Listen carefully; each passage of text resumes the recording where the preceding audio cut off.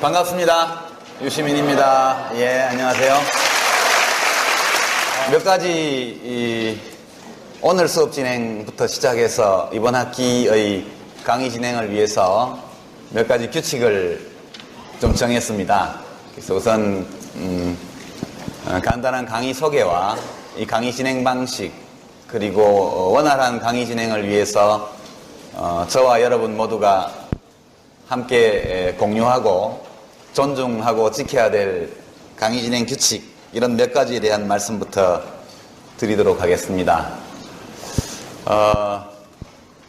여러분들을 이렇게 만나게 돼서 반갑습니다. 다 아시겠지만 제가 대학에서 경제학 강의를 마지막으로 한 것이 약 7년 전입니다. 7년 만에 다시 대학 강의실에 서게 되었기 때문에 저로서는 좀 긴장되고 걱정도 많고 좀 가슴이 좀 두근거리기도 하고, 저 개인적으로는 또 새로운 도전과 같은 그런 의미를 가지고 있어서 여러분들을 이렇게 첫 학기에서 만나게 된 것에 대해서 굉장히 감사하고 기쁘게 생각합니다. 저는 우선 강사가 자기를 소개를 해야 되겠죠.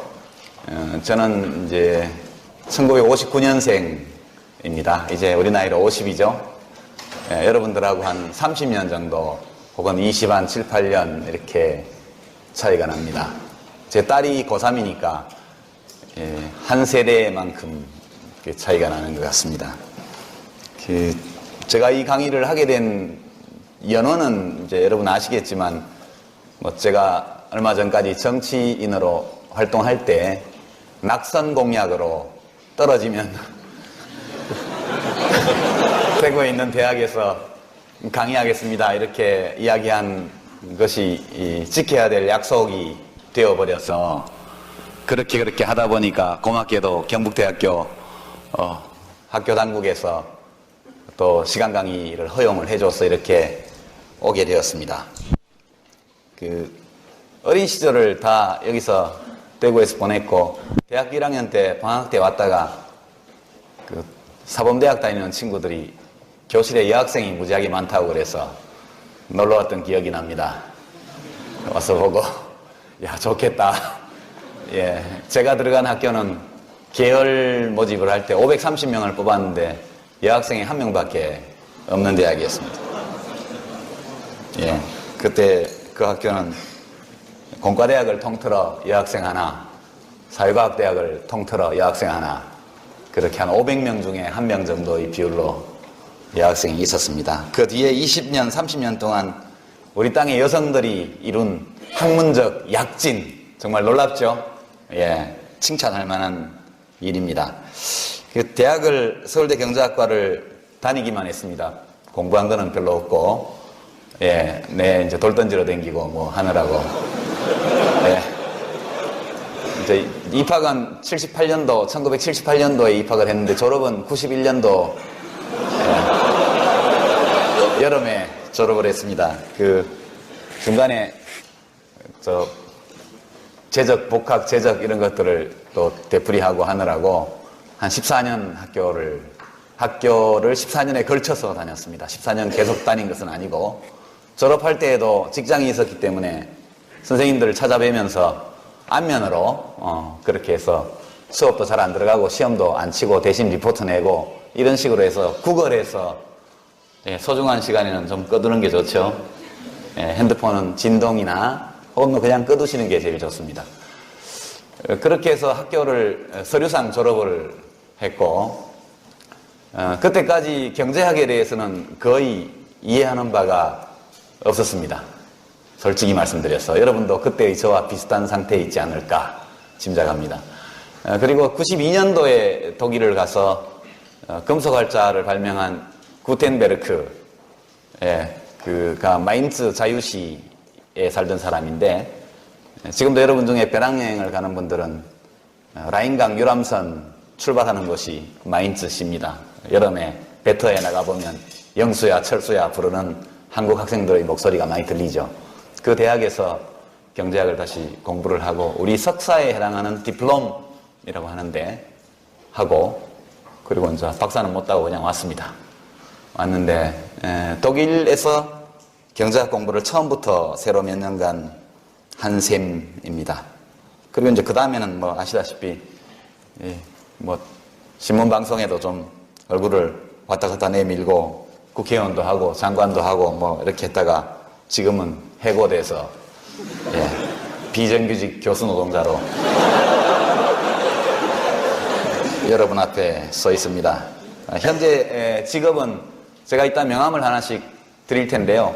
자기 소개용 명함이 아니고 앞으로 우리가 활용하게 될 동영상 게시판 안내 삼아 제 명함을 하나 선물로 준비를 해왔습니다. 이따 우리 조교들이 여러분께 나눠드릴 겁니다. 뭐 이런 정도 제 소개를 하고 이제 여러분들이 저한테 여러분 자신을 좀 소개하셔야죠. 먼저 우리가 우리 자신을 좀 알 필요가 있습니다. 이 강의실에 도대체 어떤 학생들이 400명 수강 신청을 했는지 서로를 알아야 왜 저 담당 교수가 강의를 이런 식으로 진행하는지 여러분이 이해하실 것 같습니다. 먼저 학년별 구성을 한번 볼까요? 1학년 한번 손 들어 보십시오. 정직하게 들어요? 예. 아직 덜 들은 것 같아요. 이거보다 더 많습니다. 1학년이. 2학년. 3학년. 3학년이 많네요. 4학년. 4학년이 많은 것은 이제 한 학기 마치면 졸업하기 때문에 다음 학기부터 저를 볼 수 없어서 그런 단기 수요가 많은 탓으로 이렇게 생각을 하겠습니다. 3, 4학년이 좀 많고 1, 2학년도 상당 숫자가 있습니다. 그 다음에 전공별 구성을 한번 볼까요? 우선 경상계열이라고 그러나요? 하여튼 경제, 경영 등등 이런 쪽에 속하는 학생들 손을 한번 들어보십시오. 숫자가 꽤 되죠. 그 다음에 이제 인문사회 분야, 소위 말하는 문과로 통칭되는 그런 전공을 하는 학생들 중에 지금 막 손들었던 경제, 경영 쪽을 제외하고 나머지 손을 한번 들어보십시오. 역시 상당한 숫자죠. 그 다음에는 이제 통상 이과로 분류되는 이과로 분류되는 공학, 자연과학, 일반 등등 뭐 다 통틀어서 한번 손 들어보시죠. 더 많죠. 그렇습니다. 우리가 이렇게 복잡한 수강생들의 학문적 구성을 지금 보고 있습니다. 옆에 교회식으로 인사 한번 할까요? 좌우 돌아보면서 반갑습니다 인사 한번 해보시죠. 서로 박수 한번 치고 다 함께 이렇게 학년도 다양하고 전공도 매우 다양한 학생들이 이렇게 한 강의실에 모여서 지금 한 학기 동안 공부를 해야 되는데 제가 참 얼마나 난감한지 짐작이 되시죠? 그렇습니다. 여러분께 우선 이 강의의 목적에 대해서는 이미 공지해 놨는데요. 다시 한번 말씀드립니다. 이 강의에서는 경제학 문제를 푸는 기술을 가르치지 않습니다. 이 한 학기의 강의를 통해서 제가 여러분과 함께 나누고자 하는 것은 많은 지식, 정보 이런 것이 아니고 생각하는 방법에 대해서 우리가 날마다 만나게 되는, 듣게 되고 보게 되는 여러 가지의 경제적 사건, 사고 또는 여러 사실 또는 경제 현상에 대한 이런저런 주의 주장 이런 것들에 대해서 어떤 태도로 그런 주장과 사실들을 대해야 할지 그것들에 대해서 내 머리로 생각할 때 어떤 방식으로 생각해야 하는 것인지 우리가 이 세상을 경제적인 측면에서 어떻게 이해해야 하는지 이런 생각의 방법을 함께 배우는 것이 이 강의의 목적입니다. 여기서 매주마다 다르게 잡아놓은 주제들, 참고 자료들 그리고 강의 중에 나오게 될 여러 데이터 이런 것들은 그와 같은 사고방식, 생각의 방법을 배우고 익히기 위한 소재에 불과합니다. 많은 경제학 지식을 원하는 분들은 좋은 경제학 언론책이 많이 있으니까 혼자 공부하면 됩니다. 그렇죠. 그러나 이 강의를 통해서 우리가 어떤 경제적 문제를 바라볼 때 기본적으로 유념해야 될 그런 기본 이치, 개념 그리고 그 개념들 사이의 상호관계 그리고 그런 이론이나 어떤 분석 모델을 현실의 문제를 설명하는데 활용하는 방법, 이런 것들을 배우게 될 겁니다. 무슨 공식을 암기한다든가 계산을 해서 답을 발견한다든가 이런 것들은 전혀 다루지 않을 겁니다. 좀 안심이 되죠? 이 중에 경제학 개론 또는 경제학 원론 강의를 수강해본 경험이 있는 학생 한번 손들어 보십시오. 예, 꽤 많죠? 도전에 아주 크게 성공했다 이렇게 스스로 느끼는 분 한번 좀 창피한가? 그래도 용감하게 한번 들어보세요. 어렵죠, 그죠? 굉장히 어렵습니다. 경제학 교과서를 펼쳐보면 굉장히 어렵습니다. 접근하기가. 그래서 여러분들이 되게 공포감을 좀씩 가지고 있을 겁니다. 경제학에 대해서. 그리고 경제학에는 수학이 많이 사용되고 있어서 아주 방정식이라든가 이런 것만 나오면 눈앞이 캄캄해지고 갑자기 머리 회전이 안 되고 막 모니터에 모래시계가 계속 뜨는 이런 학생들은 굉장히 걱정을 하셨을지 모르지만 이 강의실에서는 특별한 수학에 관한 지식을 요구하지 않습니다. 그리고 경제학에 대한 기본적인 그런 지식 이런 것이 없어도 됩니다. 그런 것들을 배우기 위해서 이 강의가 있는 것이니까요. 꼬박꼬박 강의에 와서 가능하면 오시기 전에 간단한 웹상에서 구할 수 있는 자료들만 제가 제시를 했기 때문에 도대체 이번 강의에서는 어떤 것을 주제로 다루는지 그거에 대해서 맛은 보지 않더라도 냄새 정도만 살짝 맡고 들어오면 한결 강의가 재밌을 것이다, 그런 말씀을 드립니다. 수강 신청과 관련해서 많은 질문과 메일을 받았습니다. 그 수강 신청이 없는 못한 학생들 또는 재학생이 아닌 분들도 좀 여기 계실 것이라고 생각됩니다. 오늘 쫓아내지는 않겠습니다. 그러나 다음 강의부터는 특별한 사정이 없는 한은 수강 신청이 되어 있지 않은 분들은 이 청강을 좀 자제해 주시기를 요청을 드립니다. 우리가 이것은 그냥 특강이 아니고 정규 교육과정으로 개설되어서 수강 신청을 받아서 진행하는 강의이기 때문에 이번 학기에 신청을 못하신 학생들은 다음 학기에 널리 애용해 주시고 이번 학기엔 좀 자제해 주시길 바라고요. 그리고 이제 학생이 아니고 밖에서 오신 분들도 들어 계실 것 같은데 오시지 말고 편하게 강의 동영상에 대해서는 좀 이따 제가 안내를 자세히 드릴 텐데 양해를 구하고 여러분들이 뭐 큰 문제 없이 양해해 주신다면 동영상을 촬영해서 올릴 계획입니다. 여기 오시지 않아도 그 동영상을 보고서도 충분히 제 강의를 즐기실 수가 있기 때문에 이 공간은 수강 신청한 학생들에게 공부에 집중할 수 있도록 그렇게 도와주시기 부탁드리고요. 카메라가 여러 대 보이죠? 지금 카메라 3대는 아마 이 동영상을 강의를 준비하기 위해서 여러분들 수업에 지장을 주지 않게 조용하게 그렇게 찍을 분들이 와 계시고요. 기자분들이 좀 와 계실 텐데 오늘 뭐 제가 좀 시끄러운 사람이라 강의 시작한다고 취재를 오신 분들이 꽤 있습니다. 그래서 오늘은 양해를 해드릴 테니까 다음부터는 강의실에 언론인들이 출입하시지 않도록 그렇게 좀 협조해 주시기를 부탁을 드립니다. 동영상 얘기가 나온 김에 되게 여러분 뒷꼭지에서 찍으니까 초상권 침해 문제는 크지 않을 것 같은데 괜찮죠? 예. 방해되지 않게 찍고 여러분들이 조금 이따가 제가 명함을 나눠드릴 텐데 거기 티스토리에 제 블로그가 있습니다. 거기에 동영상 메뉴 링크를 걸고 그 수강생을 위한 게시판을 만들 겁니다. 간단한 그 학교 재학 관련 사항만 입력하시면 로그인이 되니까 결석하신 분들은 동영상 보시고 또 수업 들은 것만으로도 충분치 않은 학생들도 동영상을 이용할 수 있고요. 그리고 그 게시판에 강의에 대한 여러 가지 품평, 교수의 주장에 대한 비판, 질문, 서로 간의 토론, 이 모든 것들을 하실 수 있습니다. 저도 들어가서 보고 가끔씩 코멘트를 달고 우리 조교들이 또 함께 하고 그렇게 할 겁니다. 이 게시판에서 열심히 활동하는 분에게 대해서는 성적에 반영되는 약간의 인센티브를 드릴 수도 있다는 점을 말씀드립니다.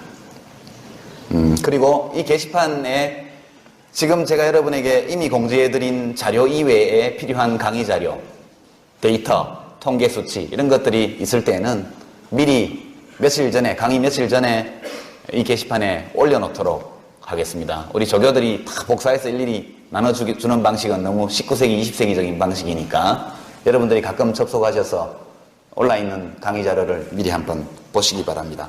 수십 페이지짜리 보고서 이런 것들은 안 올립니다. 아주 간단하게 여러분이 1, 20분이면 충분히 볼 수 있는 정도의 자료만 필요에 따라서 올릴 겁니다. 여러분에게 과도한 학습 부담을 지울 생각이 없습니다. 여러분에게 제가 요구하는 것은 수업 시간에 꼭 들어와서 집중해서 이야기를 나누자는 것이죠. 그런 정도로 충분할 것으로 저는 생각하고 있습니다. 그래서 이 수강생이 많은 강의이기 때문에 여러 가지 출석 점검부터 시작해서 여러 가지 일이 많습니다. 그래서 제 일을 도와줄 조교를 2사람 대학에서 지금 배치를 해줬습니다. 그래서 조교 소개를 한번 하죠. 우선 지명주 조교, 손 한번 흔들어줘요. 잘 봐주십시오. 그 다음에 서경미 조교 어디 계신가요? 저쪽에 계시네요. 조금 이따 이 2분 조교들의 이메일 주소를 제가 여기 적어 놓도록 하겠습니다. 여러분 꼭 메모해 가셔서 궁금한 사항이 있을 때는 저한테 무조건 이메일 보내시지 말고, 저도 이제 바빠가지고 참 이메일이 오면 답장을 안 보내기도 그렇고 보내려면 한정이 없고 그렇습니다. 먼저 좀 조교들과 소통하시고 거기서 미진한 문제들은 또 저하고 대화하시고 이렇게 해주시길 바랍니다. 여러분들에게 그 강의 자료 유인물이 배포됐나요? 그거하고 지금 강의 자료하고 조금 녹색으로 되어 있는 게 제 블로그 주소와 이메일 주소가 나와 있는 명함입니다. 저 명함은 여러분에게 기념품으로 드리는 건데요. 한 30장밖에 준비 안 해왔는데 2장씩 가지면 안 됩니다. 하나만, 한 사람이 하나씩만 가져주시고, 좀 예쁘게 만들었으니까 책상 위에 놔두고, 아니면 즐겨찾기에 블로그를 설정을 해주시던가 그렇게 해주시고요.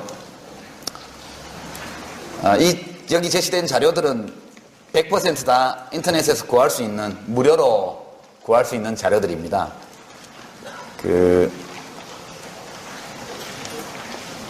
직접 강의에서 저 자료들을 직접 인용해서 강의하지는 않습니다. 그러나 우리가 다루는 그 주의 주제에 관해서 여러 상이한 의견을 포함한 여러 가지 데이터들이 나와 있는 것이기 때문에 신문 기사 정도는 여러분이 미리 읽고 오시면 고맙겠습니다. 그리고 단행본 책이 강의 참고 자료에 들어가 있는데 제가 쓴 책이거든요. 무슨 책을 팔려는 건 아니고, 혹시 또 이제 참고 삼아 보고 싶은 분들은 책을 구해서 보시면 되겠습니다. 나머지는 다 인터넷을 통해서 무료 열람이나 다운로드를 할 수 있습니다. 주제를 9개만 지금 골랐습니다. 오늘 빼고. 그러나 실제 한 학기는 16주죠. 시험 기간 2번 빼더라도 14주. 공휴일이 있나요? 혹시 있으면 한 번 정도 있을 가능성이 있죠. 그럼 13주. 또 교수가 몸이 아프다든가 이러면 나중에 보강을 해야 되겠죠, 그거는. 13주인데 약간 여유를 둔 것은 어떤 주제들은 다루다 보면 시간이 부족할 수도 있고, 경우에 따라서는 요점 정리가 특별히 필요한, 특히 시험을 앞두고 그럴 수도 있기 때문에 다소 여유를 뒀습니다. 진행해 가면서 시간이 남게 되면 지금 공지하지 않은 다른 주제에 대해서도 한 번 정도 또는 2번 정도 다루게 될 것입니다. 강의 진행 방식은 이렇게 됩니다. 우선 출석 체크인데, 오늘은 출석을 부르지 않겠습니다. 오늘은 그냥 진행을 하고, 다음 주부터는 우리 조교들이 여러분이 입장할 때 특별한 표식 또는 암호가 들어있는 쪽지를 나눠줄 겁니다. 아마 그 암호는 우리 조교들의 서명이 아닐까 싶은데요. 그걸 받아서 학과와 이름과 이런 것들을 적고 강의 끝나고 나갈 때 제출하고 나가면 출석이 되겠습니다. 학교 규정상 제가 알아보니까 3번까지 결석하는 것은 뭐 문제가 크게 없는데 4번 결석하게 되면 학점을 주지 않도록 그렇게 규정이 되어 있습니다. 그러니까 4분의 1 이상 결석하면 학점을 주지 못하게 되어 있어서 저로서는 어쩔 수가 없습니다. 그러니까 3번까지는 뭐 어떻게 넘어갈 수 있지만 4번이 되면 저도 어려워지니까 출석 관리를 여러분이 잘 해주시기 바라고요. 물론 여기에는 무단 결석만 포함됩니다. 몸이 아프거나 뭐 부모님이 편찮으시거나 집안에 뭐 할아버지가 돌아가셨거나 또는 학과에서 답사여행을 간다든가 수학여행을 간다든가 이런 일들이 있으면 그것은 정당한 사유에 의한 결석이기 때문에 그런 것들은 여기에서 제외하도록 하겠습니다. 그러나 그렇게 해서 결석한 학생들은 꼭 동영상 강의를 한번 보실 것을 요청을 드립니다. 출석은 그래도 약간 뭐든지 인센티브가 있어야 열심히 하니까 출석하면 감점하지 않겠습니다. 결석하면 1점을 감점하겠습니다. 그러니까 맥시멈 3점 감점까지 될 수 있겠죠. 출석 때문에 4번 이상 하게 되면 학점을 못 받으니까 그렇게 말씀을 드리고요. 열심히 출석하시면 그것만으로 20점을 받게 되는 거죠. 그럼 매번 강의는 60분 정도, 강의는 3시 정각에 시작하겠습니다. 우리가 이렇게 주말에 늦은 시간이기 때문에 3시 정각에 시작해서 약 60분 정도 그날의 주제와 관련된 강의를 합니다. 제가. 그러면서 20분 정도의 휴식 시간을 가집니다. 그리고 나서 후반부에 가서 질문, 여러분들의 질문, 주장, 논평, 무엇이든 괜찮습니다. 그날의 강의 주제와 관련되어 있는 것이라면 단순히 강의 중에 들은 이야기 중에 이해가 안 된다 이런 것도 좋고 또는 이것은 나는 생각이 다르다 이런 것도 좋습니다. 이런 것들을 쪽지에 적어서 조교들에게 내주시면 후반부 강의 들어갈 때 곧바로 소개를 하고 또 나와서 발언도 하고 제가 그에 대해서 추가적인 설명이나 또는 답변도 드리고 또 여러분들이 이야기할 게 있으면 나와서 이야기도 하시고 수강생이 많아서 어려움이 좀 있긴 하지만 또 이렇게 하는 것도 괜찮지 않을까 이렇게 생각합니다. 여기도 역시 인센티브가 있어야겠죠? 여러분들은 되도록 전반부 강의에서는 뭐 조금 자제해 주시면 좋지만 거기도 괜찮습니다. 듣다가 이상한 게 있으면 손을 조용히 들어주세요. 계속 들고 있으면 긴급한 발언이 있나 보다 해서 제가 발언권을 드릴 테니까 몰라서 묻는 것은 죄가 아니죠. 모르면서도 아는 척하는 게 죄입니다. 그렇죠? 내가 이런 질문을 하면 다른 학생들이 나를 비웃지 않을까? 이렇게 생각하시면 안 됩니다. 내가 이해를 못했다면 다른 학생도 이해 못했을 가능성이 많다. 이렇게 생각하는 게 맞죠?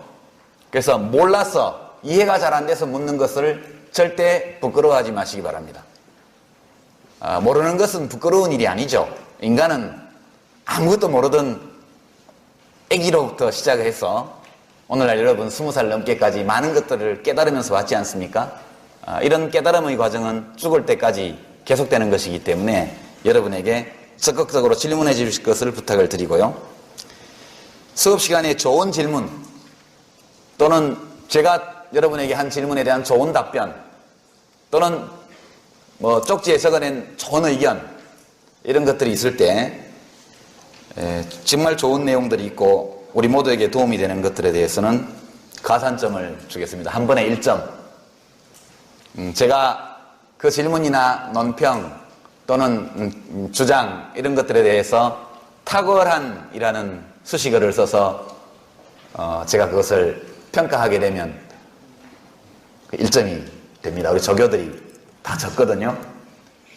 또 그런 평가를 받은 학생은 꼭 확인을 해주시고 여러분이 평소에 성적 관리를 강의를 통해서도 늘 할 수 있습니다. 필기시험에 대한 공포감을 가진 학생들은 평소에 수업 시간을 적극적으로 이용해 주시기 바랍니다.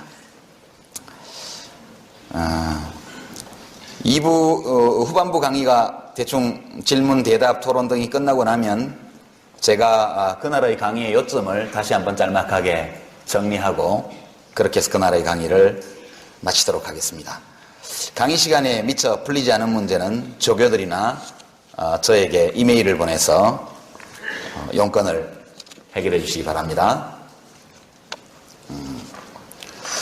중간고사는 리포트로 대체한다 이렇게 제가 미리 예고를 했는데요. 그렇게 하겠습니다. 중간고사는 20점으로 하겠습니다. 20점인데 중간고사 배점이 너무 크면 또 중간에 좌절감을 느끼는 학생들이 있으니까 20점을 하도록 하겠습니다. 이 리포트는 간단합니다.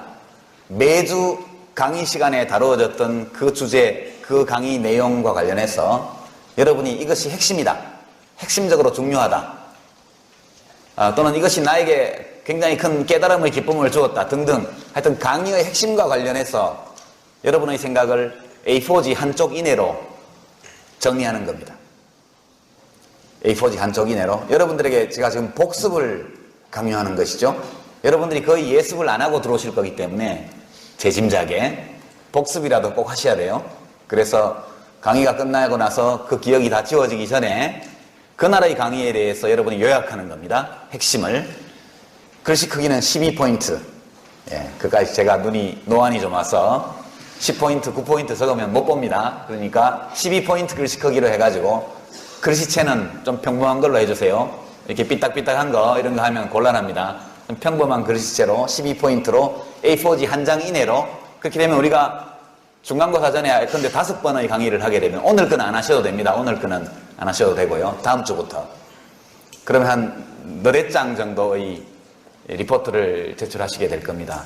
그걸 가지고 평가를 해서 중간고사 점수 만점 20점에 이렇게 매기도록 하겠습니다. 기말고사는 60점으로 하겠습니다. 기말고사는 예고된 대로 오픈북입니다. 이 오픈북 시험은 뭘 테스트하는 거냐? 이것은 암기력을 테스트하는 시험이 아니죠.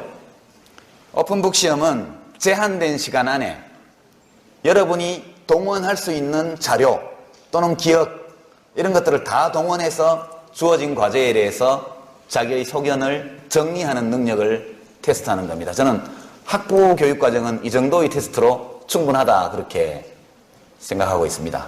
아무리 참고 자료가 옆에 쌓여 있어도 뭐가 어딘지를 모르면 찾을 수 없죠. 예. 그 시험 유형은 뭐 대입 수능 시험 스타일로 객관식으로 할지 아니면 숫자가 너무 많아서 그런 생각도 좀 하고 있는데 아니면 서술식으로 할지 뭐 두 가지를 좀 섞을지 이런 것들은 앞으로 좀 고민을 해보고 결정되고 나면 여러분에게 말씀드리도록 그렇게 하겠습니다. 기말고사는 맨 마지막 주 시험 기간에 치게 되죠. 12월 아마 한 초순 정도 되나요? 예, 하여튼 정해진 시간에 치겠습니다. 치고 1시간짜리 시험입니다. 기말고사는 1시간짜리 시험을 보고 여기서 시험을 볼 수 있을지 모르겠는데 그것은 학교하고 상의해서 흩어서 시험을 보든가 이렇게 한 다음에 시험이 끝나면 다 모입니다. 모여서 문제풀이를 해야 돼요. 이게 굉장히 중요합니다. 왜냐하면 저도 학교를 다녀봤고 또 그 전에 다른 학교에서 강의를 해봤지만 이렇게 수강생이 많은 강의는 평가가 굉장히 힘듭니다. 그리고 이제 상대평가 제도라서 뭐 A에서 C까지 비율을 딱 정해놨더라고요. 그래서 제가 다 A를 주고 싶어도 여러분이 열심히 했기 때문에 규정상 그럴 수가 없어서 이 학점 또는 뭐 평가의 결과에 대해서 여러분들이 승복이 돼야 됩니다. 통상 문제풀이를 하지 않으면 내가 굉장히 잘 썼구나 이렇게 생각을 하고 A 플러스를 기대하고 있다가 나중에 B가 나오면 굉장히 배신감을 느끼게 되거든요. 그래서 뭐 불가피하게 상대평가이기 때문에 좋은 학점을 받는, 평점을 받는 학생도 있고 그렇지 못한 학생도 있겠지만 좋으면 좋은 대로 좀 덜 좋으면 덜 좋은 대로 그것이 마음속에 승복이 되어야 한다고 저는 생각합니다. 그래서 문제풀이를 한 1시간 정도 하면 아, 내가 이런 정도 썼구나. 내 생각에는 잘 썼다고 생각했는데 아니었구나. 이런 것들을 여러분 스스로 좀 확인을 할 수 있을 것 같아요. 그죠? 그래서 시험을 보고 나서 뭐 나는 뭐 어떤 학점이 나와도 마음속으로 다 승복하겠다. 이런 분들은 그냥 가시고 그래서 최후의 한순간까지 비싼 등록금 내고 공부하는 데니까 배우자 이런 학생들은 꼭 오시기 바랍니다. 그날도 출석 체크는 합니다. 예. 그리고 만약 서술식으로 무언가를 쓸 때 리포트를 내거나 또는 기말고사에서 서술식 문제에 대한 답을 쓸 때 똑같은 글이 나오면 안 되겠죠? 그죠? 똑같은 내용이 나오는 것은 좋습니다. 좋은 내용이 똑같이 나오는 것은. 그러나 똑같은 문장 구성, 똑같은 어휘, 똑같은 표현 방식 이런 것이 나오면 표절을 의심할 수밖에 없죠? 그죠? 우리 공부하는 사람들에게 표절은 곤란하죠. 그래서 똑같은 게 나오면 둘 다 아주 나쁜 평가를 주도록 하겠습니다. 여러분들 스스로 생각하고 스스로 적는 것이 여러분들의 지적 성장에 도움이 된다, 이런 말씀을 드리겠습니다. 대체로 강의 진행 방식이라든가 이런 것들은 이제 감이 잡히죠. 어떻게 진행되리라는 것이. 혹시 강의 진행에 관한 질문이나 불만 뭐 등등 있는 학생 손 한번 들어보세요. 혹은 제안 없습니까? 예, 좋습니다. 워낙 잘 안내를 했기 때문에 그런 걸로 알겠습니다. 그럼 지금부터 간단하게 강의 주제 소개를 하고 앞으로 우리가 9주 동안 다루게 될 주제들에 대해서 간단한 안내를 하겠습니다. 그리고 나서 잠깐 쉬고 오늘은 휴식을 한 10분 정도만 하겠습니다. 여러분들이 뭐 안내 받는데 긴장하고 받을 이유는 없으니까 여러분의 긴장도가 간단하게 명료하게 그 중간고사를 그 리포트 방송하셨는데 그거를 4시간 끝나고 다음 시간에 현장에서 하는 것이 아니에요? 예. 한꺼번에 중간고사 기간에 한꺼번에 받겠습니다. 그리고 중간고사를 보는 주는 여러분들이 시험 엄청 많이 보고 금요일 오후인데 그죠? 또 와가지고 수업 받는다 이러면 좀 짜증날 것 같아요. 그래서 공식적으로는 그 시간에 리포트를 쓴 걸로 하고 중간고사 기간 한 주는 휴강하겠습니다. 그거 빼먹었네요. 예. 되겠죠? 예, 중간고사 기간에, 중간고사가 있는 주에 금요일까지가 제출 마감입니다. 리포트는. 예, 그렇게 하도록 하겠습니다. 예. 아까 손들으라 할 때 안 들더니 꼭, 앞으로는 뒷북을 치지 마세요. 예. 강의 주제 소개를 하겠습니다. 제2강 2주차 강의 두 번째 주제가 공공선택 또 새만금 대운하 이렇게 돼 있죠. 자료는 대운하에 관한 것만 나와 있습니다. 여러분이 이게 되게 오마이뉴스에 있거나 뭐 누구 블로그에 올라 있거나 이런 글들이니까 이건 제가 볼 때는 한 30분 정도 투자하면 다 읽을 수 있을 것 같아요. 여러분이 이 자료들을 읽으면서 그 내용에 집착하지 마세요. 그냥 읽어보고 기억나는 것은 기억하고 기억이 잘 안 되는 거, 저장이 안 되는 건 잊어버리셔도 됩니다. 도대체 이 대운하에 대해서 사람들이 어떤 논리로 찬성 또는 반대를 해놨는지만 읽을 때 이해하면 그만입니다. 이 주제에서 우리가 다루고자 하는 것은 왜 국가가 무슨 일을 할까라는 주제입니다. 국가가 왜 무슨 일을 하는 걸까? 새만금도 국가가 벌인 일이죠. 오늘 보도를 보니까 어제 농지 비율을 70%에서 30%로 줄였다. 처음에는 논 만들려고 사업한다 이렇게 얘기했는데 지금 그렇게 됐죠. 한반도 대운하, 도대체 왜 국가가 이 일을 하려는 걸까? 왜 국가는 경제 생활에 개입하는 걸까? 나중에 우리가 민영화 주제를 또 하나 여기 접어두고 있습니다만 국가가 경제활동을 하는 이유가 뭐냐? 이것이 다음 주에 강의 주제입니다.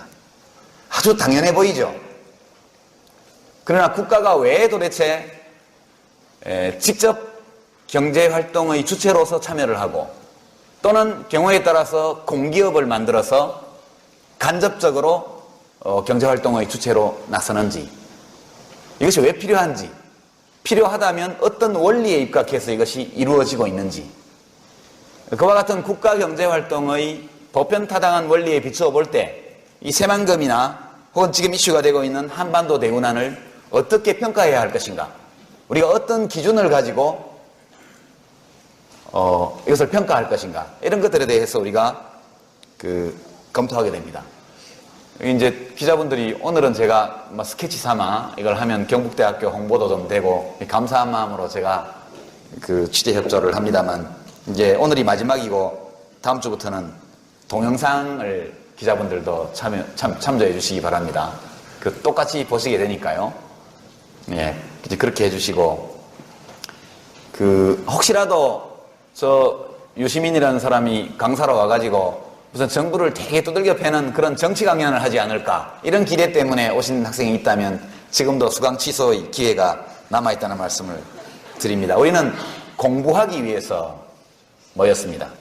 되게 제가 여러분에게 제공하는 것은 어떤 문제에 대해서 여러분 스스로 판단을 형성할 때 결론적으로 어떤 판단을 내리든 간에 반드시 참고해야 될 학구적인 또는 학문적인 논리적인 기준과 근거, 이런 것들에 대한 지식을 여러분께 드리는 것입니다. 그러니까 나중에 혹시 시험을 볼 때도 교수가 개인적으로 어느 쪽일까, 이런 것들을 염두에 두신다면 실패할 겁니다. 예. 그 다음 세 번째 주제가 정보 비대칭이라는 주제입니다.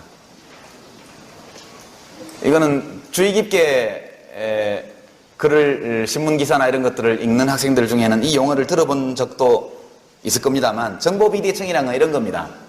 어떤 사람들이 계약을 하는데 그 계약의 성립에 매우 중요한 역할을 할 수밖에 없는 어떤 정보가 거래 쌍방 모두에게 주어지는 것이 아니고 한쪽에만 있는 겁니다.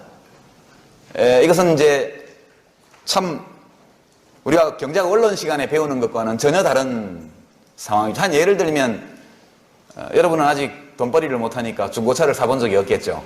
중고차를 사러 가면 참 망설여집니다. 시운전을 해봐도 이 차가 엔진이 튼튼한지 잘 알기 어렵거든요. 중고차를 파는 딜러는 다 알고 있죠. 그렇죠? 이게 이른바 중고차 시장에서 일어난 역설적인 그런 현상입니다. 여러분이 만약 민영 의료보험이 있어서, 지금도 있죠, 일부 부분적으로 하는, 가입하려고 할 때 나의 질병에 관한 나의 건강정보는 내가 다 가지고 있죠. 보험회사는 모르죠. 이게 정보 비대칭입니다. 내가 얼마만한 질병 리스크를 갖고 있는 사람인지에 대해서 나는 알지만 보험회사는 몰라요. 그래서 민간보험회사에서 자꾸 보건복지부에다가 건강보험공단의 개인 진료 정보를 보험회사에 돌라, 이런 요구를 계속하죠. 신문에서 보셨죠? 그 요구가 왜 나오냐 하면 이런 정보 비대칭 때문에 나오게 되는 겁니다. 우리가 살고 있는 이 세상은 여러 시장으로 이루어져 있고 그 시장들 중에 많은 것들이 정보 비대칭성이 지배하는 시장입니다. 이 시장에 순진하게 국가는 시장에 개입하지 마라, 시장 기능에 다 맡겨라, 이렇게 하면은 정보를 가진 쪽이 정보가 없는 쪽을 착취하는 매우 불공정하고도 불평등한 거래가 일상적으로 일어나게 됩니다. 이런 경우에는 시장이 아예 나타나지 않을 수도 있고 형성되지 않을 수도 있고 시장이 제대로 작동되지 않을 수도 있습니다. 이런 문제들을 우리가 보는 겁니다. 이걸 다루고 나면 민영의료보험 도입, 활성화 또는 건강보험 당연지정제의 폐지, 이런 문제들이 과연 어떤 경제적 이해관계의 맥락에서 나오는 것인지, 이런 것들이 우리들의 경제적인 삶에 어떤 영향을 갖고 올 것인지에 대한 판단을 할 수 있는 근거들이 생기게 됩니다. 다음 이제 네 번째 주제가 환율. 요새 관습 많죠? 환율이 하루에 뭐 40원, 50원씩 오르기도 하고, 어제는 보니까 또 몇십 원 떨어졌던데, 1980년대 이전, 여러분이 세상에 나올 무렵, 그렇죠? 여러분들이 되게 1997년, 8년, 9년생들이 많겠죠? 군대 갔다 온 늙은 복학생들은 좀 더 일찍 낳겠지만, 여러분들이 세상에 나올 무렵에는 이런 것들에 관심을 가지는 사람이 거의 아무도 없었습니다. 무역에 종사하는 사람들을 빼면. 그냥 지금은 온 국민이 환율에 관심을 가지고 있죠. 우선 제일 큰 관심을 가진 사람들이 기러기 아빠들, 그죠? 배우자와 아이들을 미국에 보내놓고 혹은 싱가포르에 보내놓고 필리핀에 보내놓고 여기서 돈 열심히 벌어서 붙여주는 분들, 환율이 10% 오르면 똑같은 돈을 붙여도 아이들과 배우자가 10% 적은 돈을 받게 됩니다. 이 국제화된 시대에서 이 환율의 중요성, 의미라는 것은 굉장히 커지고 있고 앞으로도 더욱 커질 거라고 보입니다. 최근에 일어나고 있는 이 환율 변동, 짧은 기간에 초단기적인 환율 변동, 또는 긴 시간적인 거리를 두고 일어나는 여러 가지 환율 변동 이런 것들이 왜 생기는지 이런 것들을 한번 공부해 보는 겁니다. 별로 어렵지 않으니까 너무 긴장하지 마십시오. 매우 간단한 이론입니다. 여기까지 일단 안내를 하고 빠뜨린 이야기를 하나 하죠. 제가 빠뜨린 얘기가 경제학이라는 것이 어떤 학문이냐에 대한 이야기를 이제 여기까지만 해놓고 하겠습니다. 일부러 빠뜨렸는데요.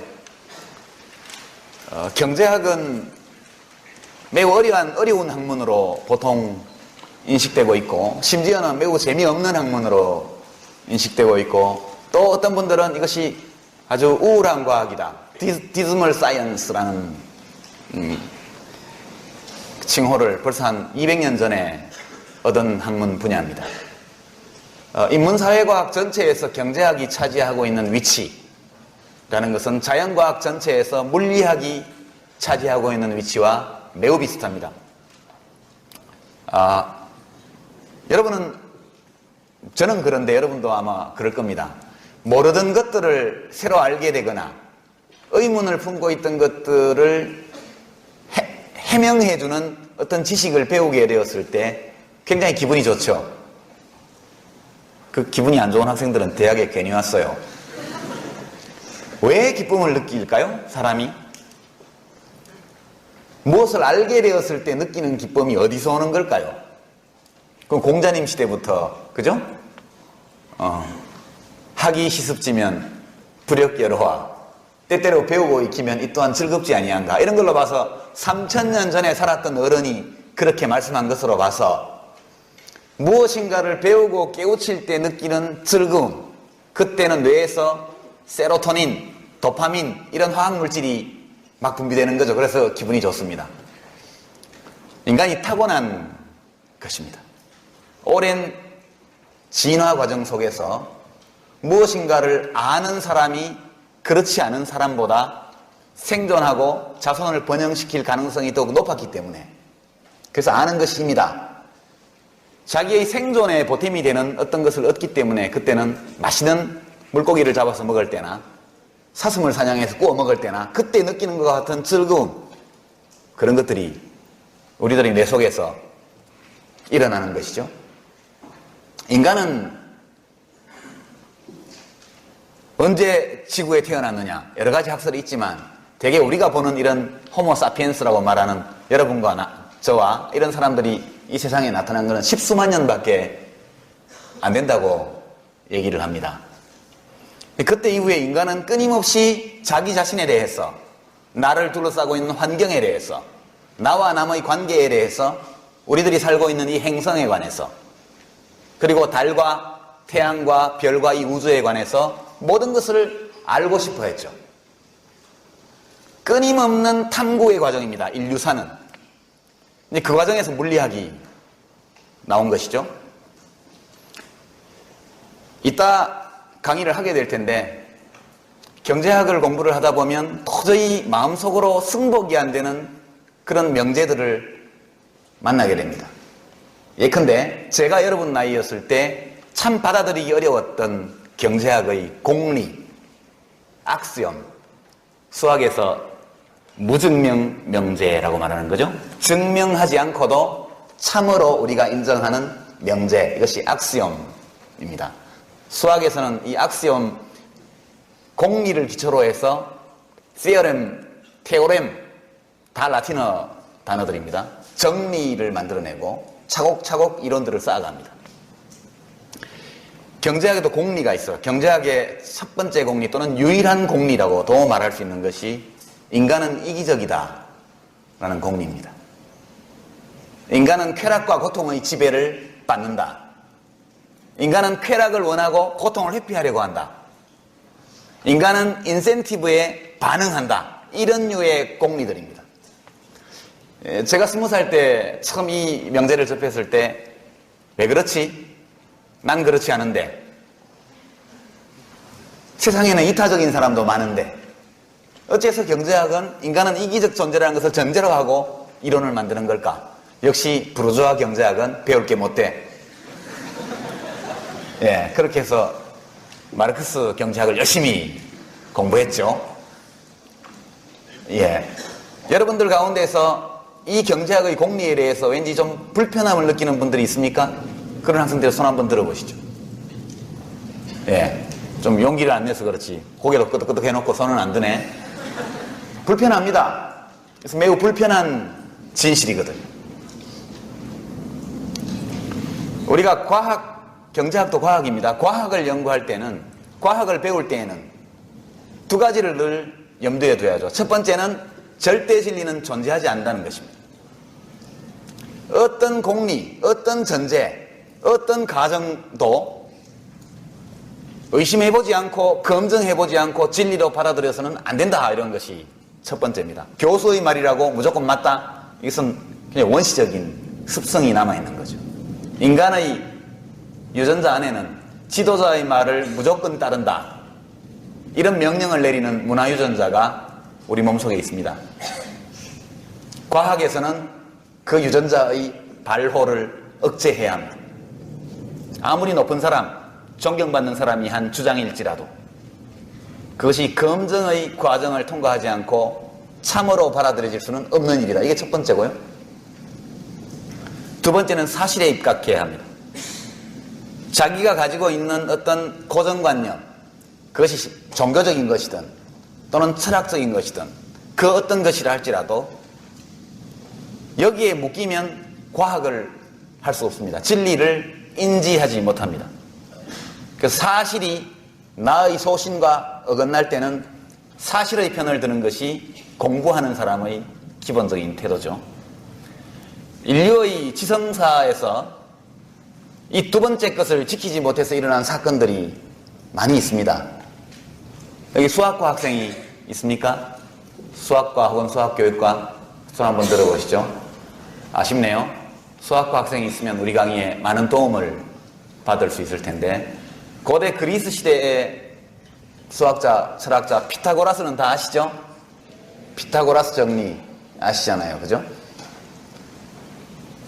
그 피타고라스 정리를 보면 직각삼각형의 그 직각을 양쪽으로 끼고 있는 두 변의 길이의 각각의 제곱의 합은 빗변의 길이의 제곱의 합과 같다, 이거죠. 그죠? 표현은 여러 가지 기하학적인 표현 또는 대수학적인 표현이 가능하지만 두 변이 각각 1이고 하나의 빗변이 있는 그 직각삼각형의 경우에 빗변의 길이가 얼마죠? 루트 2. 다 아는 사실입니다. 루트 2는 무리수죠. 무리수입니다. irrational number라고 그러죠. 이 rational number라는 것은 ratio에서 온 겁니다. 비율. 자연수의 비율로 나타낼 수 없는 숫자가 무리수입니다. 근데 피타고라스 학파는 피타고라스가 이 정리를 만든 거니까 자연적으로 루트 2가 무리수라는 것을 알았겠죠. 그래서 감춥니다. 남들이 알지 못하게. 남들이 알지 못하게 이 루트 2가 무리수라는 것. 그래서 감춥니다. 그들이 신봉하고 있던 어떤 신적인 어떤 영감, 질서 이런 것들 때문에 남들이 그 사실을 알지 못하게 감추죠. 심지어는 그 일을 발설하려고 한 사람을 물에 빠뜨려서 죽였다는 이야기도 있습니다. 다른 예는, 이걸 극복한 예는 뭐 제가 너무 과장하는 건지 모르지만 케플러라는 천문학자는 아시죠? 여러분 고등학교 때 대체로 케플러에 대해서 들어보셨을 겁니다. 케플러는 굉장히 신앙심이 투철한 천문학자였습니다. 신의 존재를 믿고 신이 만든 이 질서가 완전할 것이라는, 완벽할 것이라는 종교적 신념을 가지고 있었죠. 신앙이라고 해야겠죠.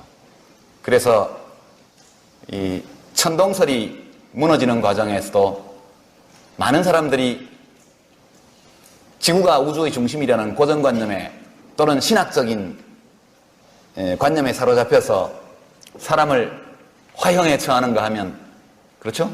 지동설을 주장한 사람을 화형을 시키고 브루노 같은 과학자를 화형시킵니다. 갈릴레오를 종교법정에 세우죠. 인간의 이 과학적인 인지 능력이라든가 문명의 발전을 극단적으로 억압한 사례들입니다. 이 케플러가 행성의 법칙을 다 발견했죠. 케플러는 뉴턴이 이 발견한 중력의 법칙, 만유인력의 법칙의 턱 밑까지 갔던 사람입니다.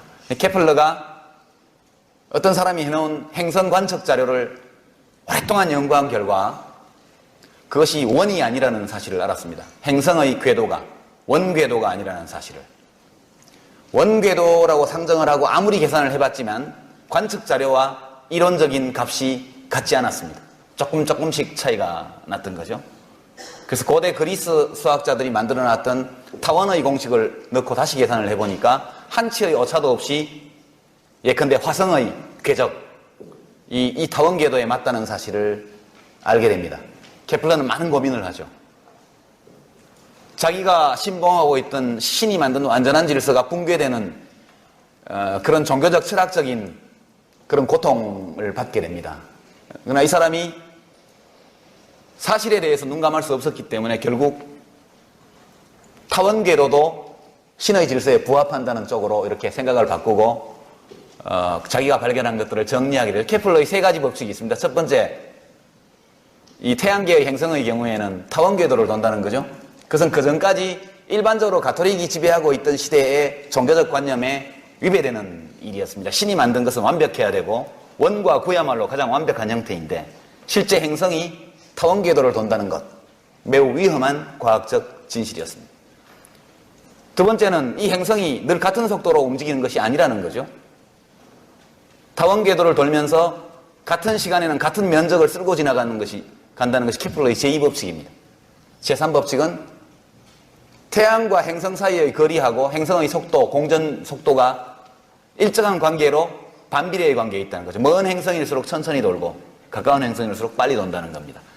이것이 거의 만유인력의 법칙에 다가온 그런 거였는데 케플러의 경우에는 자기의 종교적 신앙 이런 것들을 사실에 종속시키는 결단을 하는 것이죠. 그래서 지금 우리 우주과학이 이만큼 온 겁니다.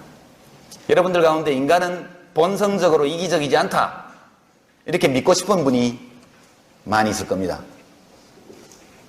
그러나 그렇게 되면 경제학을 공부할 수가 없어요.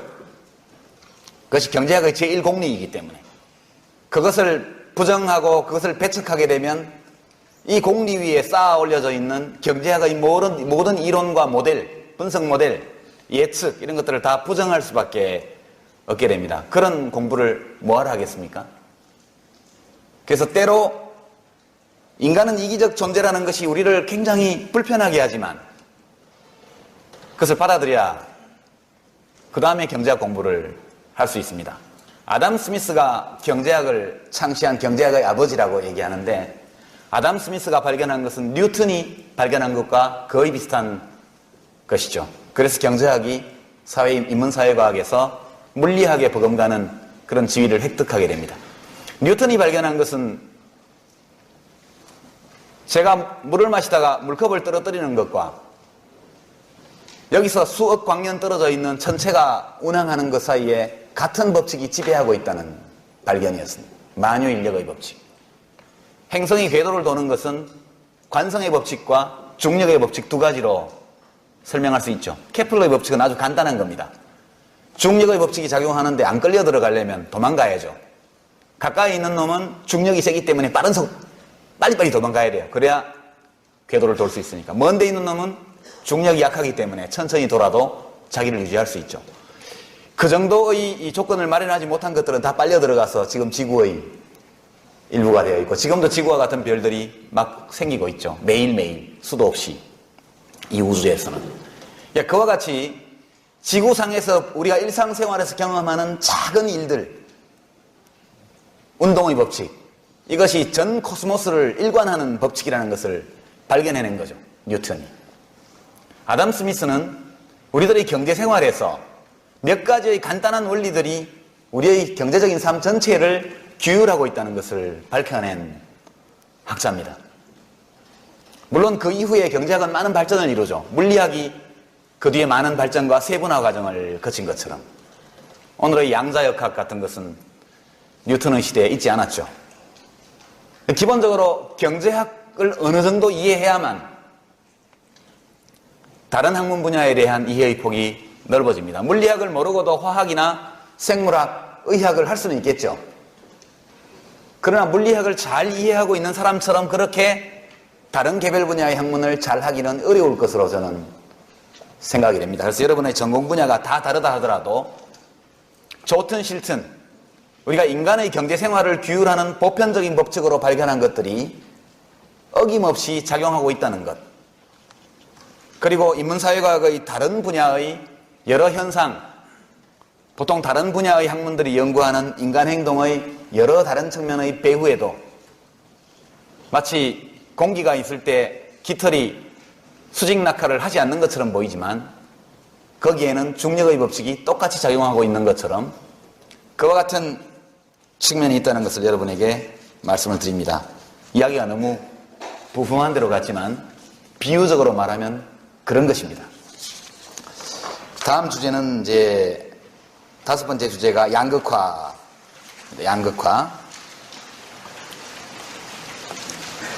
양극화의 원인 또는 소득 격차의 원인, 이런 것들을 우리는 공부하게 될 겁니다. 여러분은 소득 격차가 무조건 나쁜 것이다 이렇게 생각하시죠? 보통 그렇게 말합니다. 우리 언론 보도를 보면 양극화는 무조건 나쁜 것으로 나옵니다. 차이가 없다면 좋을 것이다. 그렇지 않죠. 만약 아무런 차이가 없다면 누구도 노력하지 않겠죠. 재미삼아 노력하는 사람이 아니라면. 그러니까 경쟁의 과정을 통해서 페이오프, 결과적으로 그 경쟁의 결과 자기가 지불받게 되는 보상, 이런 것에 차이가 없다면 인간 문명은 발전의 동력이 없었을 겁니다. 이 인간의 경제 활동에서 보상의 차이라는 것은 일종의 에너지원과 같은 것이죠. 일종의 이것은 에너지원과 같은 것입니다. 경쟁의 결과에 따르는 보상의 격차가 전혀 없다면, 그러면 우주가 정지된 것처럼 인간의 경제 활동도 정지된다고 보는 것이 맞을 겁니다. 그래서 우리는 이 소득 격차가 벌어지게 된 원인, 그리고 그 양상, 이 소득 격차에 대한 사람들의 주관적 평가와 견해, 이 양극화를 줄일 수 있는 정책 수단, 이런 것들에 대해서 한번 살펴보게 될 겁니다. 6번째 주제는 일자리 문제입니다. 일자리. 우리 모두가 고민하고 있고 특히 여러분이 관심이 많죠. 지금 청년들이 대학을 졸업하고 취직할 곳이 마땅치 않습니다. 특히 대구는 그런 현상이 아주 심하죠. 왜 그럴까? 어째서 일하고 싶은 사람이 이렇게 많은데 일할 곳이 없을까?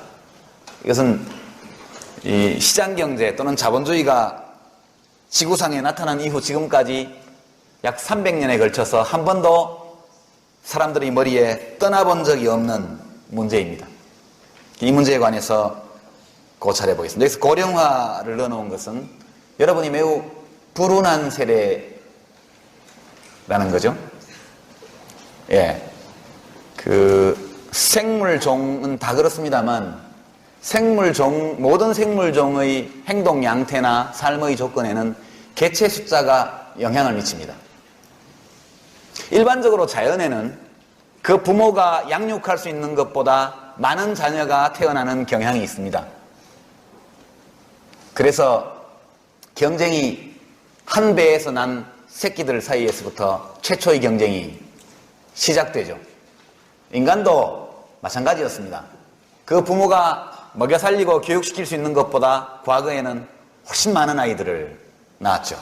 높은 유아 사망률, 전염병, 빈곤, 기아, 이런 것들로 인해서 사람들이 많이 죽기 때문에 많이 낳는 것이 효과적인 전략이었죠. 지금 한국 인구 구성은 아주 극적으로 변화하고 있습니다. 이렇게 빠르게 사회적 인구 구성이 변화한 사례는 인구 통계가 시작된 이래 전 세계적으로 한 번도 없었습니다. 대한민국이 지금 전 세계 인구 역사상 전례 없이 급격한 사회적 인구 구성의 변화를 경험하고 있는 나라입니다. 이런 인구 구성의 변화 과정에서 보면 어떤 세대는 상당히 행운을 타고나기도 하고 어떤 세례는 굉장한 불운을 만나기도 합니다. 여러분들이 불운한 세례에 속합니다. 누가 기획한 것은 아니지만 일자리가 잘 나오기 어렵습니다. 특단의 대책을 세우지 않으면. 그래서 이 문제에 관해서도 함께 봐야 되기 때문에 고령화라는 문제를 넣어뒀습니다. 앞으로 한 10년 내지 20년 지나면 한국이 세우고 있는 이 사회적 인구 구성 변화의 속도, 세계 기록 깨질 겁니다. 깨는 나라가 어딜까요? 예, 중국입니다. 중국은 조만간 대한민국보다 훨씬 빠른 고령화 현상에 직면하게 될 겁니다. 중국 정부가 1980년대, 90년대 초에 걸쳐서 한국에 많이 왔죠? 연구자들이. 뭘 배우러? 박정희를 배우러. 새마을운동을 배우고 국가주도형 경제개발계획을 배우고 원시적 자본 축적을 어떻게 하는지 희소한 생산 자본을 어떤 식으로 배분하는지에 대해서 많이 배워갔습니다. 중국 정부가 우리가 박정희 대통령이 했던 일들을 한 몇십 배 큰 규모로 지난 20년간 해왔습니다. 지금 중국 정부에서 가끔 사람들이, 연구자들이 옵니다. 중국에서. 뭘 배우러? 국가균형발전을 배우러 옵니다. 국가균형발전. 왜냐하면 중국이 지금 심각한 불균형발전 도상에 놓여 있어서 공동체의 통합성이 흔들리고 있기 때문에. 요즘 와서 중국 사람들이 배우는 게 국가균형발전하고 환경보호, 환경정책입니다. 조만간 중국에서 굉장히 큰 문제들이 일어날 거기 때문에 준비하고 있는 것이죠. 앞으로 한 10년 정도 지나면 고령화 대책에 대해서 연구하러 중국 사람들이 한국에 오게 될 것입니다. 우리는 일본의 사례에서 많은 것을 배웠고 중국은 한국 사례에서 많은 것을 배우고 있습니다. 같은 행성에서 발붙이고 사는 사이니까 서로 도와주면 좋겠죠? 여러분 웃으시는 걸 보니까 별로 마음이 안 내키는 것 같네요. 올림픽 할 때 입장식 때 박수 안 쳐줬다고 삐져가지고 그러나요? 인간은 참 특이한 존재입니다. 우리가 직면하고 있는 경제 문제, 예를 들어 경제 문제만 보더라도 양극화, 신자유주의, 지식정보화 이런 것들을 보면 글로벌한 현상들이죠. 전부 다 글로벌한 현상들입니다. 지구적 차원의 또는 행성적 차원에서 벌어지는, 이 지구 행성 전체 차원에서 벌어지는 환경 문제, 빈부격차 문제, 양극화, 그 다음에 신자유주의적인 이른바 시장의 통합, 이런 것들이 전부 행성 차원에서 지금 일이 전개되고 있는데 우리 모두는 부족인간입니다. 부족인간. 그렇죠? 우리가 직면한 문제는 행성 차원의 문제인데 반해서 우리가 생각하고 행동하는 방식은 부족적 차원에서 전개되고 있습니다. 한중관계라는 것이 어떤 것인지 모르겠지만 어떤 운동선수 한 사람의 말 한마디, 행동 하나 이런 것으로 우리 몸속에 있는 부족 본능이 아우성을 치죠. 일본 야구팀 호시노 감독의 위장 오다 발언, 이거 한마디로 한국의 야구 팬들이 전부 다 벌떼같이 들고 일어나는데 이 우리들이 몸속 유전자 속에 숨겨져 있던 부족 본능이 전부 다 고개를 들고 일어나는 겁니다. 인간은 여전히 부족 본능입니다. 도구와 제도는 진화했지만 인간 그 자체는 유사일에 역사가 씌어진 한 5천년의 기간 동안 거의 진화하지 않았습니다.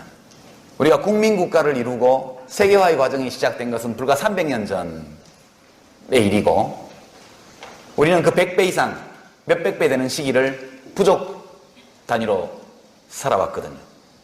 지도자에 대한 맹목적 추종을 명령하는 유전자도 우리 마음속에 그냥 있고 신을 경배하는 것, 이방인을 혐오하는 것, 이 모두가 인간이 가지고 있는 부족 본능들입니다. 우리가 글로벌한 문제 또는 내셔널한 문제에 직면하고 있으면서 우리들의 사고와 행동 방식은 여전히 부족 인간의 본능을 따르고 있는 경우가 많죠. 문명의 발전 수준, 산업적 번영, 이 모든 것들은 한 국민 국가가 그 국가를 구성하고 있는 개개인의 마음속에 들어있는 부족 본능을 잠재우고 내셔널한 국가적 차원에서 생각하고 행동하도록 어떻게 유도할 수 있느냐, 거기에 한 국가의 운명이 달려있고 지금 지구의 운명은 어떻게 사람들 개개인이 지구인의 차원에서 생각할 수 있느냐, 행성 전체를 놓고 생각하고 행동하게 만들 수 있느냐, 이걸 만들지 못하면 언젠가는 멸망하겠죠. 그리 멀지 않는 시기에. 제임스 러블록이라는 학자가 주장하는 바에 따르면 21세기가 다 가기 전에 수십억 명이 죽을 것이라고 그럽니다. 환경재앙으로 인해서 남극과 북극 일부 지역에 소수만이 살아남고 대부분의 지구 표면에서 인간이라는 이 종 자체가 거의 사라질 것이다, 이렇게 예측하고 있습니다. 지금처럼 부족 본능에 따라서 행동하기를 계속한다면 사람들은 별로 심각하게 생각하고 있지 않죠. 여러분하고는 직접 관계는 없을지 모르겠는데 여러분들의 자녀와는 아주 깊은 관계에 놓일 수가 있습니다. 좀 이야기가 또 엇길로 갔는데 여하튼 이 양극화도 지금 거의 지구적인 문제로 와 있습니다. 일자리, 지식정보화 시대의 지역발전론, 이게 이제 주로 대구와 관련된 얘기를 좀 하고 싶어서 이런 참고 자료들을 넣어놨습니다. 여러분들 대구가 고향이 아닌 학생들도 좀 있을 겁니다. 그러나 여러분들 중에 많은 수는 대구에서 태어나지 않았다 하더라도 대구에서 어린 시절을 보내고 여기서 지금 대학을 다니고 있고 좋은 일자리, 마땅한 그런 일자리만 있다면 계속 대구에서 살고 싶어 하는 분들도 많을 겁니다만 대구의 상황이 그렇지 않죠. 여기서 우리가 공부하려고 하는 것은 경제지리학이라고 할 수 있습니다. 어떤 지역의 경제적 번영을 가져오는 요인은 무엇인가? 한때 번영했던 지역이 경제적으로 몰락하게 만드는 요인은 어떤 것인가? 이런 것들에 대한 일반적인 연구 결과, 이런 것들을 함께 들여다보게 될 겁니다. 8번째 주제는 공기업 민영화에 관한 것입니다. 이 공기업이라는 것은 국가가 직접 기업을 설립해서 국민들에게 서비스나 재화를 공급하는 그런 기업입니다. 공기업은 왜 생겨날까? 또는 왜 생겨났을까? 공기업이 존재하는 것은 합리적일까? 그렇지 않은 다른 이유가 있을까?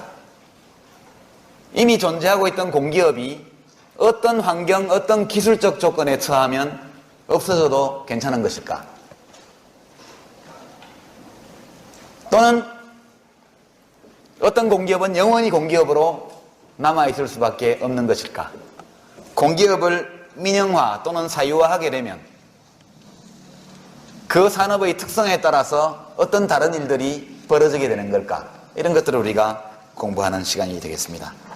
9번째 주제는 부동산 투기와 조세정책. 이거 두 개는 원래 다른 문제인데 대한민국 최현대사 여러 특징 때문에 하나로 묶이게 됐죠. 여러분 며칠 전에 정부가 발표한 부동산 관련 세제, 양도세, 종부세, 상한, 하한을 높이는 거, 그 다음에 상속세, 세율 내리는 거, 소득세, 세율 낮추는 거, 법인세, 이런 세제개혁 조처들의 발표를 보셨을 겁니다. 조세론 일반을 다룰 시간은 없을 것 같고요.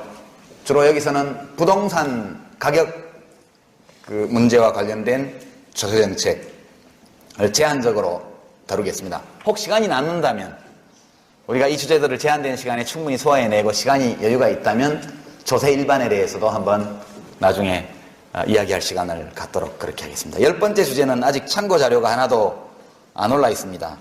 참고 자료를 발견할 수가 없었기 때문이죠. 제가 이런 주제 아래에서 이야기하고자 하는 것들과 관련해서 한글로 되어 있는 인터넷상에서 무료로 구할 수 있는 적절한 자료를 아직 하나도 찾지 못해서 지금도 자료를 찾고 있습니다.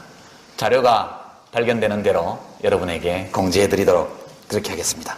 여기까지 일단 1시간 15분이 지났네요.